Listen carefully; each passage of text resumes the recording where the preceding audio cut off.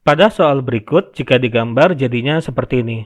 Oke, perhatikan yang ditanyakan di soal itu adalah panjang garis DF yang tegak lurus terhadap perpanjangan BC. Nah, berarti ini BC-nya, ini akan kita perpanjang ya. Kita perpanjang ke sini. Kemudian dari titik D ini akan kita tarik garis tegak lurus ke perpanjangan garis BC tadi ya. Sedemikian sehingga tegak lurus ke sini ya. Nah, garis yang tadi kita tarik ini, yang warna biru ini kita namakan garis DF dan inilah yang akan kita cari panjangnya. Oke, perhatikan untuk segitiga yang DCF yang kecil ini ya, dan segitiga yang ABE yang besar ini ya. Kita melihat di sini ya, karena ini tegak lurus kan ya. Ini sudutnya 90 derajat dan ini juga sudutnya 90 derajat ya, diketahui di soalnya. Karena kan ini tegak lurus juga. Kemudian di sini ya, kita menemukan di segitiga yang kecil ini, kita menemukan sudut C ya, sudut DCF, dan di segitiga yang besar kita menemukan sudut ABE, di mana sudut DCF tadi dan ABE ini adalah dua sudut yang saling sehadap ya. Dua sudut yang saling sehadap itu besarnya sama ya.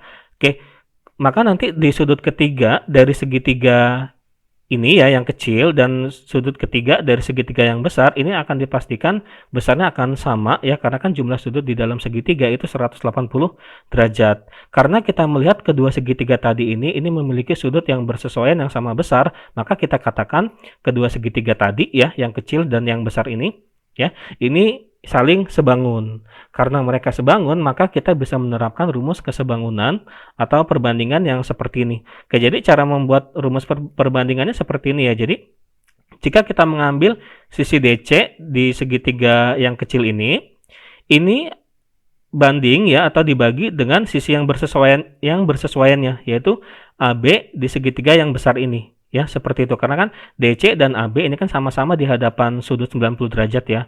Nah, ini akan sama dengan DF di segitiga yang atas ya, banding AE di segitiga yang bawah ya. Karena kan baik DF maupun AE ini sama-sama di hadapan sudut B atau sudut C yang sama besar tadi ya, seperti itu. Nah, jadi cara membuat perbandingannya seperti ini.